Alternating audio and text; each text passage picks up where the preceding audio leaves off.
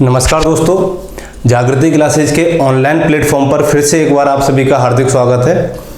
हम लोग modern history की सीरीज में आगे बढ़ते हैं और आज भारतीय राष्ट्रीय आंदोलन का हमारा चौथा वीडियो है, चौथा लेक्चर है। इससे संबंधित 3 लेक्चर हम पहले कवर कर चुके हैं। तो इसमें जितने भी इम्पोर्टेंट प्रश्न आपके परीक्षा में आए हुए हैं या आने की संभावना है, उन सभी प्रश्नों को कवर किया गया है। तो चलिए देखते हैं। आज ये आपको एक सवाल दिया गया था, काफ़ी बच्चों ने इसके आंसर कमेंट बॉक्स में भेजे भी, काफ़ी बच्चे नहीं भेजते, जो उदासीन प्रवृत्ति के हैं, सिर्फ देख के रह जाते हैं।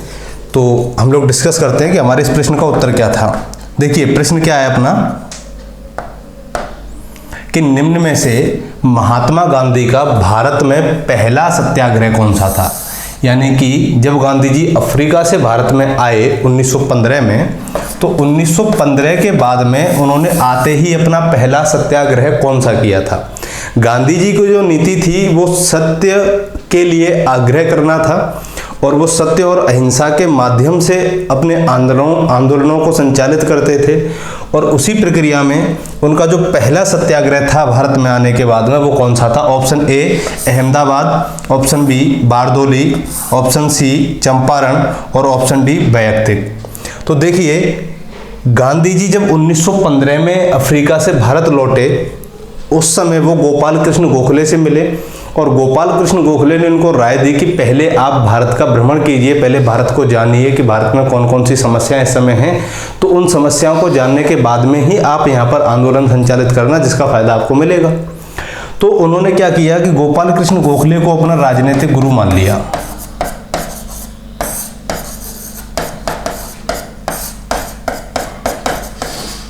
तो गोपाल कृष्ण गोखले महात्मा गांधी के क्या थे, राजनीतिक गुरु थे। इसके बाद में जब वो भारत का भ्रमण कर रहे थे, तो एक व्यक्ति थे राजकुमार शुक्ल। तो राजकुमार शुक्ल बिहार चंपारण से थे और इन्होंने इसे यानी कि गांधी जी को चंपारण के किसानों की समस्या से अवगत कराया। और जब चंपारण के किसानों की समस्या से अवगत कराया, तो गांधी जी पहली बार बिहार गए और बिहार में उन्होंने चंपारण सत्याग्रह किया, जो कि उनका पहला सत्याग्रह भारत में माना जाता है। अब बात करते हैं कि चंपारण सत्याग्रह हुआ कब था। ये 1917 में हुआ था और इसका कारण क्या था। यानी कि चंपारण सत्याग्रह के पीछे के जो रीजंस थे, जो कारण थे, वो क्या थे कि यहाँ पर अंग्रेजों ने एक पद्धति लागू कर रखी थी, 3 कठिया पद्धति। 3 कठिया पद्धति का मतलब था कि किसी भूमि के 20 हिस्से किए जाएंगे और उस 20 हिस्से में से उसके 3 कट्ठे पर क्या की जाएगी, नील की खेती की जाएगी। ये 3 कठिया पद्धति थी और इस 3 कठिया पद्धति ने वहाँ के खाद्यान्न उत्पादन को बहुत ज़्यादा प्रभावित किया। इसलिए बिहार में भुखमरी फैली और राजकुमार शुक्ल ने गांधी जी को चंपारण आने के लिए आग्रह किया और तभी गांधी जी ने 1917 में चंपारण सत्याग्रह किया, जो कि भारत में उनका पहला सत्याग्रह माना जाता है। क्लियर है यहाँ तक। तो ये था हमारा चलते चलते में जो सवाल था उसका आंसर। अब आगे बढ़ते हैं हम लोग आज के पहले सवाल पर।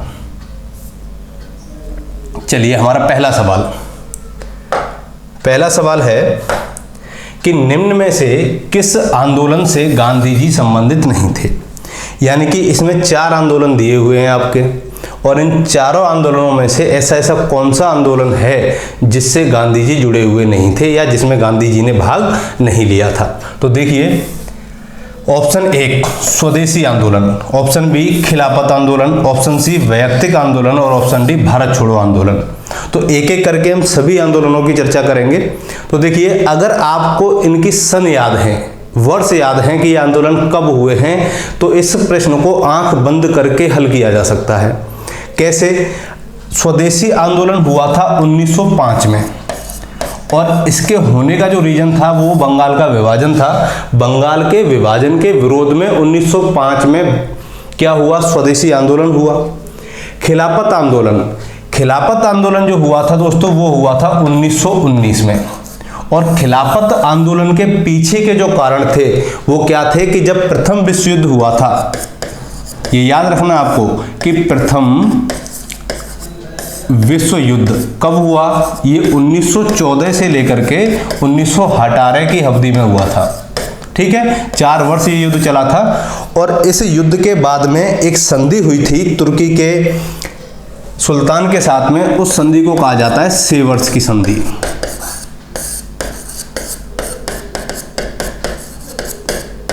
ठीक है, इस सेवर्स की संधि के तहत अंग्रेजों ने तुर्की के सुल्तान का बहुत अपमान किया, इसीलिए भारत में खिलाफत आंदोलन हुआ। यानी कि जब सेवर्स की संधि हुई तो तुरंत क्या किया गया, तुर्की का विभाजन किया गया। ठीक है, जब तुर्की का विभाजन हो गया, उनके सुल्तान का या खलीफा का अपमान हुआ इस सेवर्स की संधि के दौरान, तो जितने भी दुनिया के मुसलमान थे वो सभी तुर्की के सुल्तान को अपना खलीफा मानते थे। क्या मानते थे? खलीफा। खलीफा का मतलब होता है धर्मगुरु। तो विश्व के सभी मुसलमान तुर्की के सुल्तान को धर्मगुरु मानते थे या खलीफा मानते थे। तो उनके खलीफा का जब अपमान हुआ तो उन्होंने अपना अपमान समझा और हर जगह पर मुसलमानों ने एकत्रित होकर के क्या किया, खिलाफत आंदोलन किया। तो खिलाफत आंदोलन 1919 में हुआ था। ठीक है, गांधी जी इस आंदोलन से जुड़े। गांधी जी के इस आंदोलन से जुड़ने के पीछे का जो रीजन था वो ये चाहते थे कि अगर हम इस आंदोलन से जुड़ेंगे तो भविष्य में हिंदू मुस्लिम एकता को बल मिलेगा।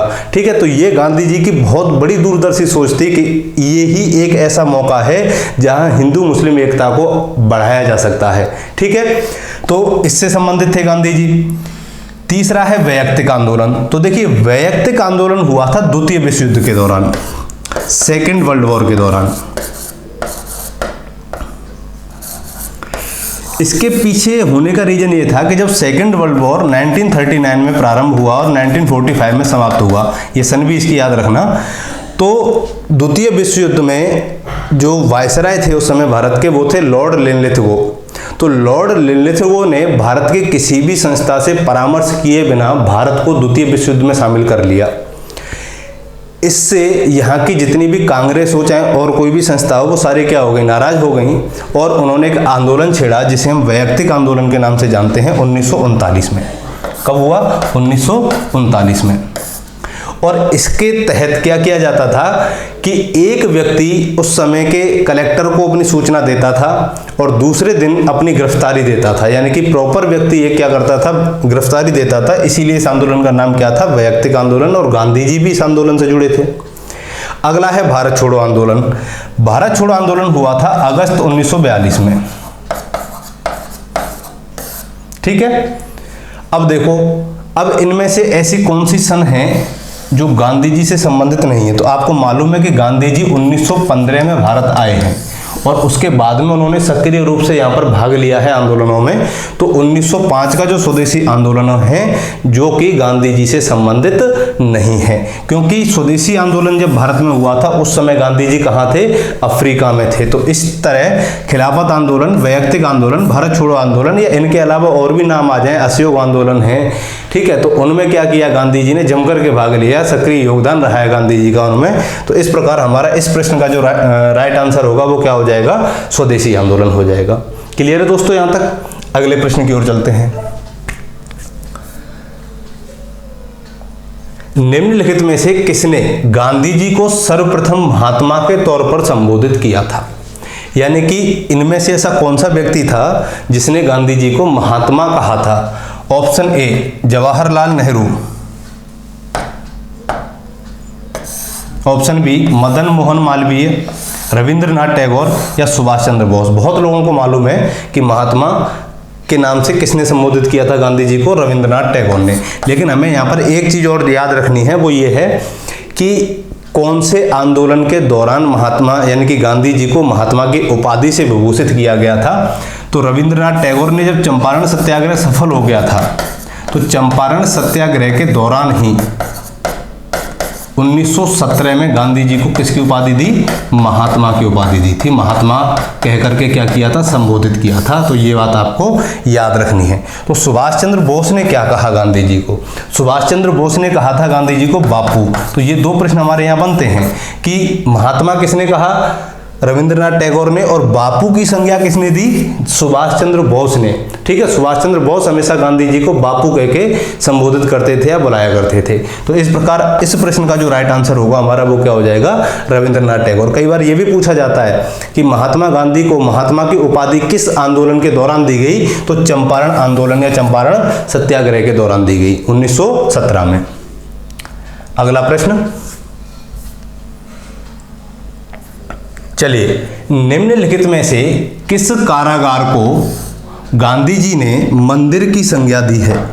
यानी कि इनमें से ऐसी कौन सी जेल है जिसे गांधी जी ने मंदिर की संज्ञा दी है, मंदिर कहा है? Option A Naini, option B Yerawada, option C cellular jail Port Blair, option D Aga Khan palace. इनमें से ऐसी कौन सी जेल है जिसे गांधी जी ने मंदिर कहा है, मंदिर की संज्ञा दी है? तो दोस्तों उसका राइट आंसर है यरौदा जेल। यरौदा जेल जो है वो महाराष्ट्र के पुणे में है। कहाँ पर? महाराष्ट्र के पुणे में। और 1930 में गांधी जी की गिरफ्तारी हुई थी और 1930 में उनको गिरफ्तार करके इसी यरौदा जेल में रखा गया था और यहीं पर उन्होंने बहुत सारे पत्र लिखे कांग्रेस के लोगों के लिए, ठीक है, या अंग्रेज सरकार के लिए। और यहीं पर उन्होंने क्या कहा कि यरौदा जेल जो है वो एक मंदिर की तरह है, मंदिर की भांति है, जो कि क्रांतिकारियों को अपना बेटा समझती है। ठीक है, तो यरौदा जेल को ही गांधी जी ने क्या कहा है? मंदिर की संज्ञा दी है। अगला प्रश्न,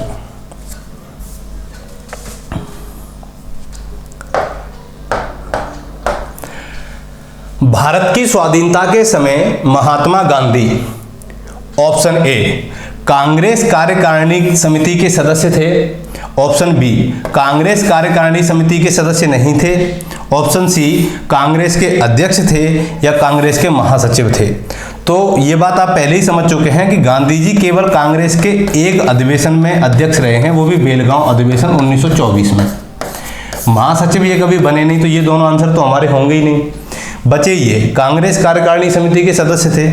तो यहां पर एक चीज मैं क्लियर कर देता हूं कि महात्मा गांधी ने औपचारिक रूप से 1934 में क्या कर दिया था? कांग्रेस से इस्तीफा दे दिया था, लेकिन उनके प्रभावशाली व्यक्तित्व की वजह से कांग्रेस में हमेशा ही उनका मार्गदर्शन बना रहा, या कांग्रेस के जितने भी सदस्य थे वो सब उनके प्रभावशाली व्यक्तित्व की वजह से क्या करते थे? उनसे सलाह मशवरा करते थे, मार्गदर्शन लेते रहते थे। तो ये पॉइंट आपको एक तो याद रखना है कि 1934 में गांधी जी ने कांग्रेस से इस्तीफा दे दिया।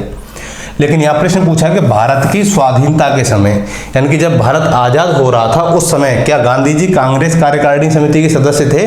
तो यहां आंसर आएगा नहीं थे।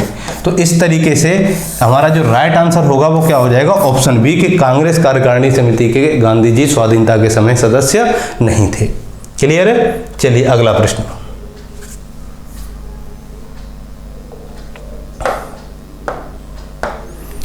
निम्न में से किसने गांधी जी को आदेशित किया था कि वह भारत में प्रथम वर्ष खुले कान परंतु मुंह बंद कर व्यतीत करें? यानी कि उन्होंने कहा कि जब 1915 में गांधी जी भारत आए थे अफ्रीका से, तब वो सीधे गोपाल कृष्ण गोखले से मिले थे।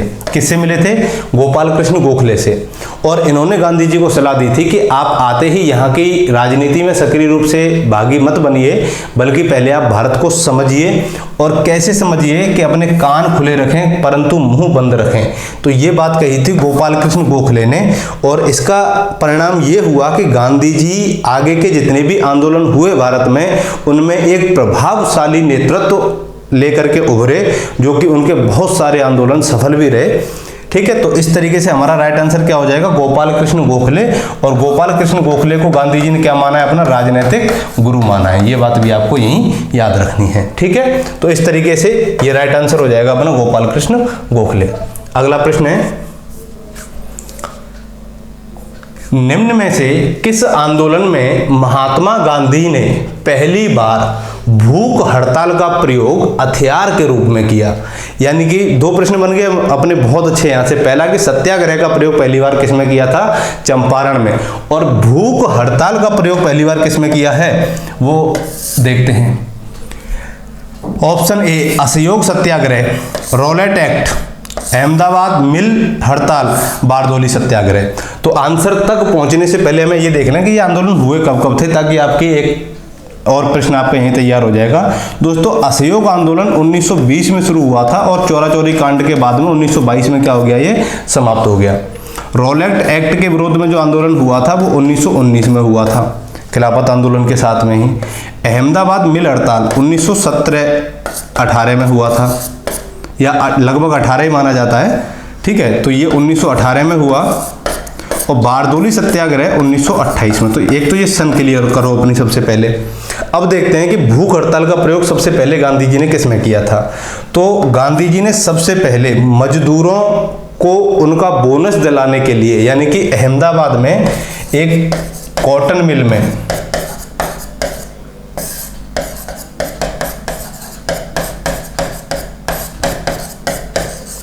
गांधी जी ने मजदूरों के लिए हड़ताल की थी। जब वहाँ की मिलों के मालिकों ने मजदूरों को बोनस देने से मना कर दिया, क्या किया, बोनस देने से मना कर दिया, तो गांधी जी वहाँ भूख हड़ताल पर बैठ गए और लगभग 3 दिन की भूख हड़ताल रही थी। वो 3 दिन की भूख हड़ताल के बाद में कंपनी या मिलों के जो मालिक थे उन्होंने मध्यस्थता की, समझौता किया और मजदूरों को बोनस देने का प्रावधान किया। और मजदूरों को जो बोनस दिया गया था वो 35% बोनस उनको दिया गया था। तो कौन से आंदोलन में, अहमदाबाद मिल हड़ताल में गांधी जी ने पहली बार भूख हड़ताल का प्रयोग एक हथियार के रूप में किया था। क्लियर है? चलिए अगला प्रश्न।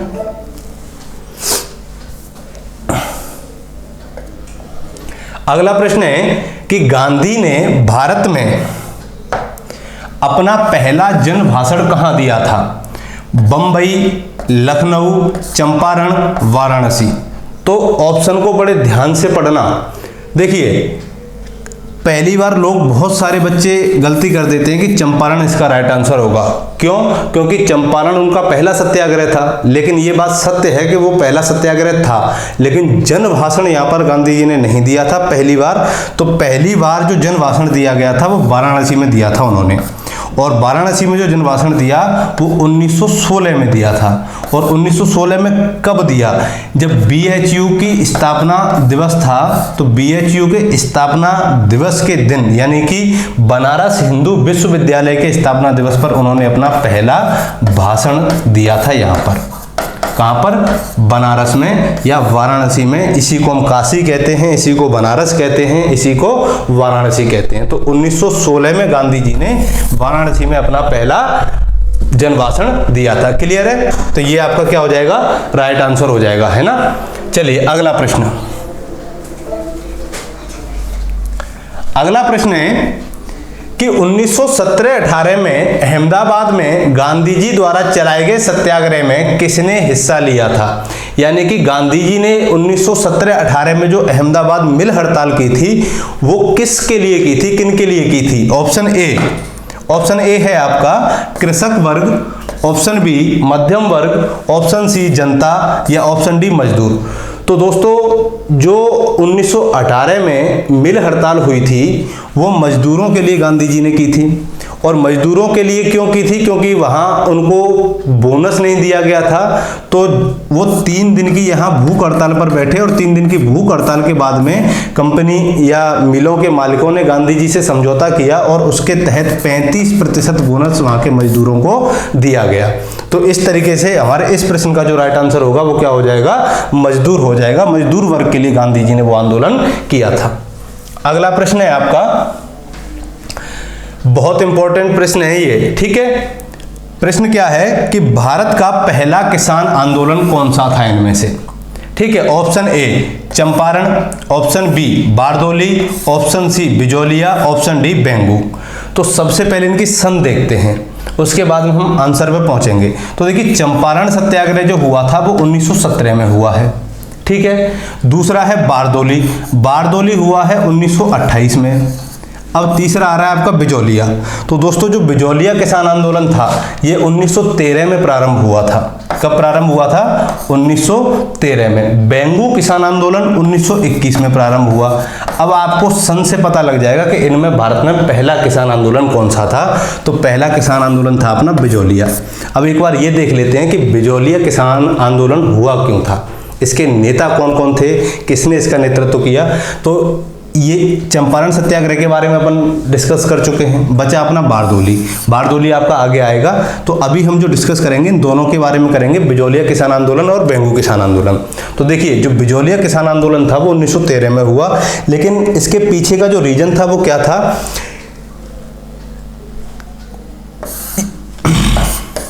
देखो 1913 में सबसे पहले इस आंदोलन का जो नेतृत्व किया था वो किया था साधु सीताराम ने। किसने किया? साधु सीताराम ने। लेकिन इसके 2 साल बाद 1915 में एक व्यक्ति थे, बहुत प्रसिद्ध क्रांतिकारी रहे हैं या स्वतंत्रता सेनानी रहे हैं, जिनका नाम है विजय सिंह पथिक। तो 1915 में विजय सिंह पथिक इस आंदोलन से जुड़े और उसका नेतृत्व इनके हाथ में आ गया। अभी तक इस आंदोलन को भारत में कोई बड़ी पहचान नहीं मिली थी। इसके तुरंत बाद विजय सिंह पथिक अपने मित्र गणेश शंकर विद्यार्थी से मिले। किससे? गणेश शंकर विद्यार्थी। गणेश शंकर विद्यार्थी एक संपादक थे, कानपुर से ये अपनी प्रेस चलाते थे और इनकी एक पत्रिका थी जिसका नाम था प्रताप पत्रिका। ठीक है। तो विजय सिंह पथिक ने गणेश शंकर विद्यार्थी के सहयोग से प्रताप पत्रिका के माध्यम से बिजोलिया किसान आंदोलन को समूचे भारत में क्या कर दिया? प्रसिद्ध कर दिया है, प्रसिद्धि दिलाई। तो ये प्रश्न भी कई बार पूछा जाता है कि बिजोलिया किसान आंदोलन को किस पत्रिका के माध्यम से भारत में प्रसिद्धि प्राप्त हुई? तो प्रताप पत्रिका। और प्रताप पत्रिका का जो संपादन करते थे वो कौन करते थे? गणेश शंकर विद्यार्थी। कहां से? तो स्थान का नाम भी याद रखना, कानपुर से। ठीक है, तो ये बात आपको याद रहेगी। तो सबसे पहले जो भारत में किसान आंदोलन हुआ वो कौन सा हुआ? बिजोलिया। अब थोड़ी हम बेंगू किसान आंदोलन की बात कर लेते हैं कि बेंगू किसान आंदोलन कहां पर हुआ था। तो देखिए बेंगू एक क्षेत्र था चित्तौड़गढ़ में। कहां पर? चित्तौड़गढ़ में। और इसके होने का जो रीजन था बेंगू किसान आंदोलन का वो था बेगार प्रथा। यहाँ पर किसानों से क्या करवाई जाती थी? बेगार करवाई जाती थी। और इसी बेगार प्रथा को लेकर के यहाँ पर 1921 में आंदोलन हुआ।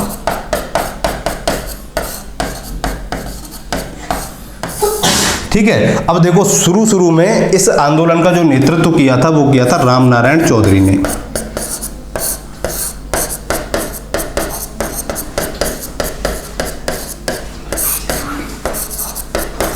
किसने किया था? राम नारायण चौधरी।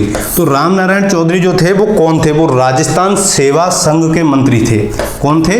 राजस्थान सेवा संघ के मंत्री।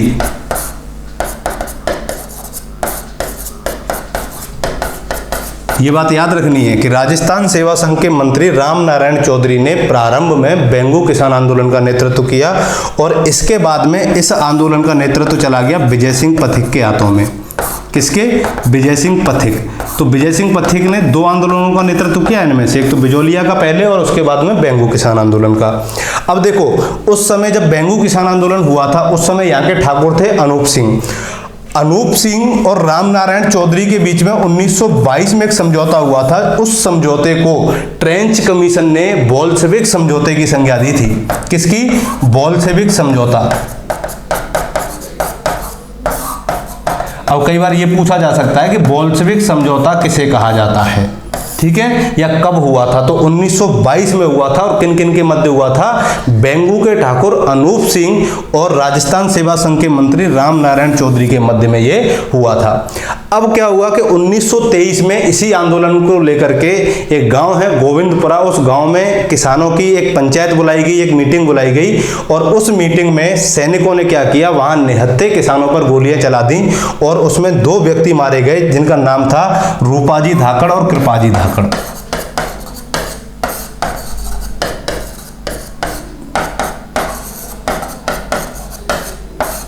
तो एक प्रश्न और बन गया अपना यहाँ से, वो क्या बना कि रूपाजी धाकड़ और कृपाजी धाकड़ किस आंदोलन से संबंधित हैं, तो वो बेंगू किसान आंदोलन से संबंधित हैं, जहां निहत्थे किसानों पर गोली चलाए जाने के कारण उनकी क्या हो गई, मृत्यु हो गई। क्लियर है। चलिए, तो इस प्रश्न का यानी कि प्रश्न क्या था अपना कि भारतवर्ष का पहला किसान आंदोलन वो बिजौलिया था और 1913 में हुआ, बेंगू 1921 में, चंपारण 17 में, बारदोली 28 में। क्लियर है। एक बार इस सन भी याद रखना, कई बार इनका क्रम पूछ लेते हैं कि इन आंदोलनों को क्रम के आधार पर व्यवस्थित कीजिए। अगला प्रश्न है अपना, निम्न में से कौन फरवरी 1918 में स्थापित यूपी किसान सभा से संबंधित नहीं था। तो देखिए, किसान आंदोलन भी भारत में बहुत सारे हुए और उस समय अवध में भी किसान आंदोलन चल रहे थे और अवध में यूपी किसान सभा की स्थापना की गई और उस यूपी किसान सभा से संबंधित कौन व्यक्ति नहीं था, बस उसका नाम पूछा है। तो इंद्र नारायण द्विवेदी थे उससे संबंधित, आपको ये भी याद रखना है। गौरीशंकर मिश्र उससे संबंधित थे, मदन मोहन मालवीय भी उससे संबंधित थे। जवाहरलाल नेहरू का उस समय भारत की राजनीति से कोई योगदान नहीं था, उस समय वो विद्यार्थी जीवन व्यतीत कर रहे थे और बाद में गांधी जी के संपर्क में आने के बाद वो यहाँ पर स्वतंत्रता संघर्ष या स्वतंत्रता आंदोलनों से जुड़े। तो इस तरीके से इस प्रश्न का जो राइट आंसर होगा वो अपना क्या होगा, जवाहरलाल नेहरू होगा। क्लियर है। तो यही तीन व्यक्ति हैं जो यूपी किसान सभा से जुड़े थे या इनके सहयोग से ही क्या हुई थी, यूपी किसान सभा की स्थापना हुई थी फरवरी 1918 में। तो सन भी याद रखनी है और व्यक्तियों के नाम भी याद रखने हैं। क्लियर है यहां तक। चलिए अगला प्रश्न। अगला प्रश्न है, बारदोली सत्याग्रह 1928 का नेतृत्व किसने किया था। अब बारदोली सत्याग्रह पूछा गया, तो बारदोली सत्याग्रह हुआ कब है, 1928 में। अगर मंथ भी आपसे पूछा जाए तो जून 1928 में। कब हुआ है, जून 1928 में। जून 1928 में यह आंदोलन हुआ और इसका नेतृत्व किया था सरदार पटेल ने। सरदार पटेल का इतना महत्वपूर्ण योगदान इस आंदोलन में रहा कि यहाँ की महिलाओं ने प्रभावित होकर के सरदार पटेल को या वल्लभ भाई पटेल को सरदार की उपाधि दी। किसकी उपाधि दी, सरदार की उपाधि। अब ये प्रश्न भी कई बार कंफ्यूज करता है कि वल्लभ भाई पटेल को सरदार की उपाधि किसने दी।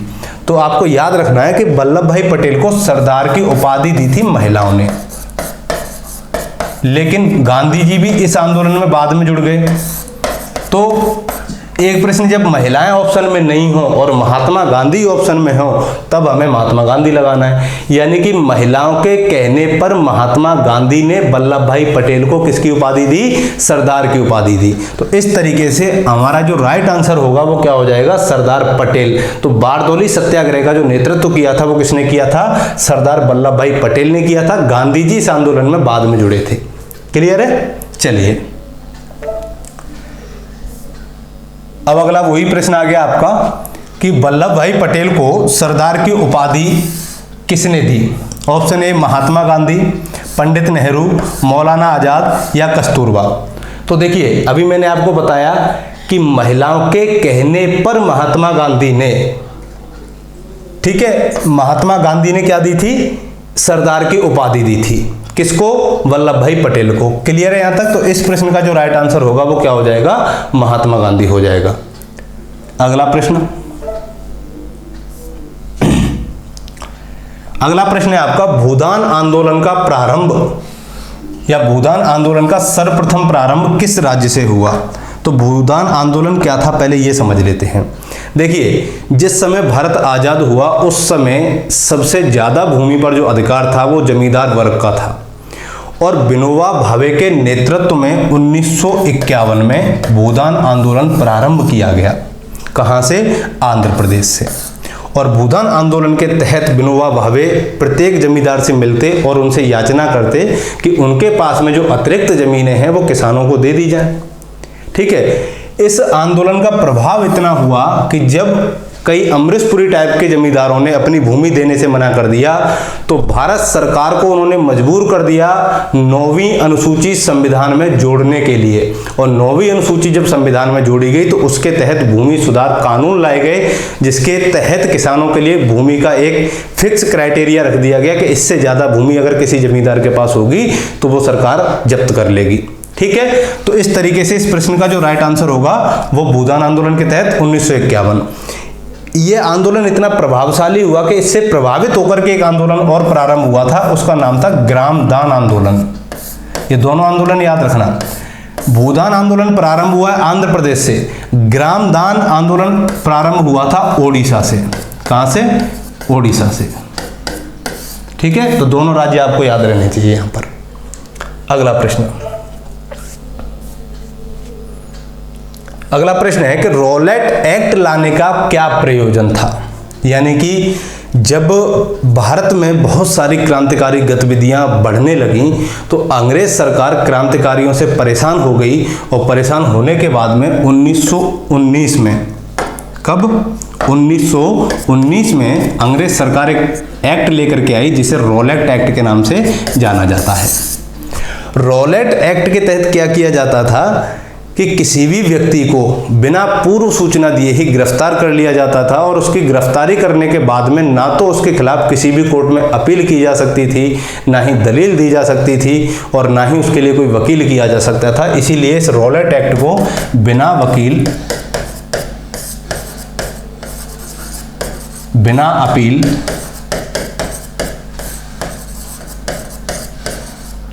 और बिना दलील का कानून कहा जाता है। ठीक है, यानी कि किसी भी व्यक्ति को कभी भी अंग्रेज सरकार क्या कर सकती थी? गिरफ्तार कर सकती थी। लेकिन इसके लाने का जो उद्देश्य था, क्या उद्देश्य अंग्रेज सरकार का रहा इस एक्ट को लाने के पीछे? ऑप्शन ए, भूमि सुधार। तो भूमि सुधार तो अंग्रेजों ने कभी किए नहीं, तो ये हमारा आंसर होगा ही नहीं। दूसरा है राष्ट्रीय व क्रांतिकारी गतिविधियों पर रोक लगाना। तीसरा है द्वितीय विश्व युद्ध के बंदियों पर मुकदमा चलाना। ये तो 19 में ही आ गया था। द्वितीय विश्व युद्ध कब हुआ है? 1939 में प्रारंभ हुआ है। तीसरा व्यापारिक नीति को लागू करना, यानी कि अंग्रेजों ने व्यापारिक नीतियां तो भारत में लागू की, लेकिन वो भारत के परिप्रेक्ष्य में लागू न करके वो अपने संदर्भ में इनको लागू करते थे। तो हमारा जो उनका उद्देश्य था वो क्या था कि भारत में क्रांतिकारी आंदोलनों को दबाया जा सके, जिससे कि अंग्रेज सरकार में उनका ज्यादा विरोध ना हो। तो इस तरीके से वो क्या करते थे? इस कानून के तहत क्रांतिकारियों को गिरफ्तार करते थे और उनको बिना किसी अपील के, बिना दलील के कभी भी रातों रात उठा लिया जाता था। तो इस तरीके से हमारा जो राइट आंसर होगा वो क्या होगा? क्रांतिकारी गतिविधियों को दबाने के लिए अंग्रेज सरकार 1919 में रॉलेट एक्ट लेकर के आई थी। क्लियर है? चलिए अगला प्रश्न है अपना, रॉलेट एक्ट का भारतीय राष्ट्रीय कांग्रेस ने विरोध किया था क्योंकि इसका लक्ष्य था, अभी आपने देख लिया, वैयक्तिक स्वतंत्रता को सीमित करना, भारतीय राष्ट्रीय कांग्रेस को प्रतिबंधित करना, सांप्रदायिक प्रतिनिधित्व को विस्तृत करना, या देशद्रोह के आरोप में राष्ट्रीय नेताओं को बंदी बनाना। तो इस प्रश्न का जो सबसे नजदीक आंसर है वो ये है कि इस एक्ट के तहत व्यक्तिगत स्वतंत्रता को सीमित किया गया था, जिससे कि क्रांतिकारी नेताओं को गिरफ्तार किया जा सके। तो कांग्रेस ने इस आंदोलन का विरोध इसीलिए किया था क्योंकि इस एक्ट के तहत वैयक्तिक स्वतंत्रता सीमित हो गई थी, लोगों के अधिकार छिनने लगे थे। इसी वजह से कांग्रेस ने रॉलेट एक्ट का 1919 में विरोध किया था। क्लियर है? तो ये आज के हमारे प्रश्न हो गए। और एक सवाल आप लोगों के लिए चलते चलते में, बहुत साधारण सवाल है कि रॉलेट एक्ट किस वायसराय के काल में पारित हुआ था? ऑप्शन ए Lord reading, Lord Chelmsford, Lord Minto या लॉर्ड हॉर्डिंग। जल्दी से जल्दी कमेंट बॉक्स में अपने आंसर भेजिए। तब तक के लिए मस्त रहिए, व्यस्त रहिए। थैंक यू, धन्यवाद।